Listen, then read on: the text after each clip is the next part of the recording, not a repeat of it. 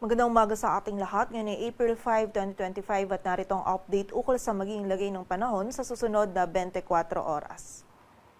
Patuloy pa rin umiiral ang Intertropical Convergence Zone or ITCZ dito sa Southern Mindanao kung saan ngayong araw ay patuloy pa rin itong magdudulot ng mga pag-ulan, pagkidlat at pagkulog sa malaking bahagi ng Mindanao. So patuloy pong pag-iingat para sa ating mga kababayan dyan sa posibilidad pa rin ng mga pagbaha at pagguho ng lupa. Samantala, ang northeasterly wind flow naman ay nakakaapekto pa rin dito sa extreme northern Luzon kung saan magdadala pa rin ito ng mga may hinang pag-ulan or pag-ambon dito sa area ng Batanes at Babuyan Island. Samantala, sa malaking bahagi naman po sa nalalabing bahagi ng ating bansa ay patuloy pa rin umiiral ang easterlies o yung mainit na hangin mula sa dagat Pasipiko at magdadala pa rin po ito ng mainit at maalinsangan na panahon lalong-lalo na sa tanghali at meron pa rin tayong posibilidad ng mga isolated o yung mga biglaang pag-ulan, pagkidlat at pagkulog. And sa kasalukuyan ay wala po tayong minomonitor na bagyo or low pressure area na maaaring makaapekto dito sa ating bansa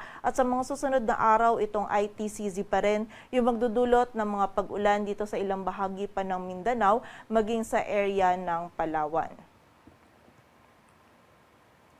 At para nga sa maging lagay ng panahon ngayong araw ng Sabado, ang buong bahagi ng Luzon kasama na dyan ng Metro Manila ay makakaranas pa rin ng bahagyang maulap hanggang sa maulap na kalangitan. May posibilidad pa rin ng mga isolated na mga may hinang pag-ulan or pag-ambon sa Batanes at Babuyan Islands. Dulot po yan ng northeasterly wind flow. At sa nalalabing bahagi naman ng Luzon ay patuloy nga magiging mainit at maalinsangan yung panahon natin lalong-lalo na sa tanghali. At meron pa rin posibilidad ng mga isolated o mga biglaang pag-ulan, pagkilat at pagkulog na dulot ng easterlies. Agwat ang temperatura sa Metro Manila ay mula 25 to 33 degrees Celsius, sa Baguio ay 17 to 25, sa Lawag ay 25 to 33, samantala sa Tuguegarao ay 24 to 30 degrees Celsius, sa bahagi naman ng Tagaytay ay 24 to 31 at sa Legazpi ay 25 to 32 degrees Celsius.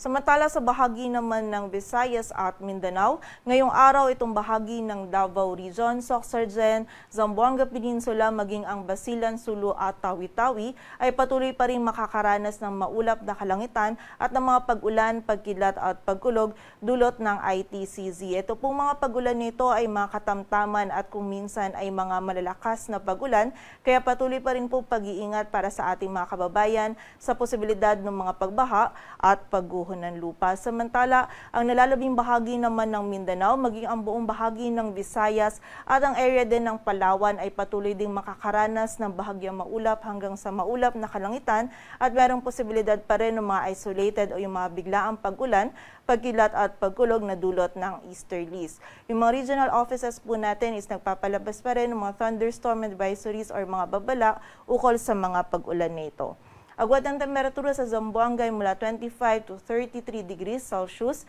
sa Iloilo ay 25 to 32, sa Cebu ay 26 to 31 degrees Celsius, samantala yung maximum temperature naman dito sa Puerto Princesa, Davao, Cagayan de Oro at Tacloban ay maaari ding umabot hanggang 32 degrees Celsius at sa Kalayaan Islands naman ay 33 degrees Celsius.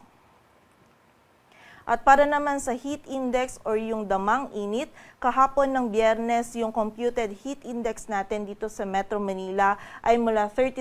to 39 degrees Celsius at yung highest computed heat index naman po natin kahapon ay 48 degrees Celsius sa Dagupan City, Pangasinan, samantala 43 degrees Celsius naman sa Virac, Catanduanes at 42 degrees Celsius sa Masbate City at sa Zamboanga City. At ngayong araw naman po ay patuloy nga magiging mainit at maalinsangan pa rin yung panahon na ating mararanasan sa malaking bahagi ng ating bansa kung saan yung forecast heat index po natin dito sa Metro Manila ay mula 36 to 40 degrees Celsius at sa Dagupan City, Pangasinan naman ay 46 degrees Celsius, sa Virac ay 44 at sa Etiaga Isabela ay 42 degrees Celsius. So generally po, patuloy nga mainit yung panahon na ating mararanasan, kaya kapag po tayo ay lalabas, wag pa rin natin kalilimutan yung pananggalang natin sa direktang init ng araw hanggat maaari limitahan lamang po natin yung ating mga outdoor activities at kung hindi naman po natin maiiwasan ay from time to time time, magpahinga po tayo and ugaliin din po natin